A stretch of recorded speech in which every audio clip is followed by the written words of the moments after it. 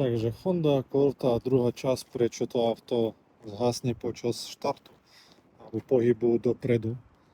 Zabavné, že Hondy majú to dosť tak spravené, že táto poistka, ktorá zodpovedá za injektory, to znamená za vstrekovače, aj keď ju dáte preč, auto nevyhlási žiadnu chybu, ale nenaštartuje. Bolo to celé rozobraté a našli sme tu takého chytrého chlapca, ktorý sedí a blokuje nám práve výstup z tejto poistky, to znamená, sem napätie prichádza, ale keď vychádza, ide cez túto poistku,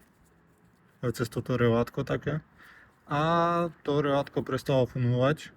a momentálne blokuje nám celé auto počas pohybu. Takže no, nájdi to, prosím ťa, prečo to zdochne,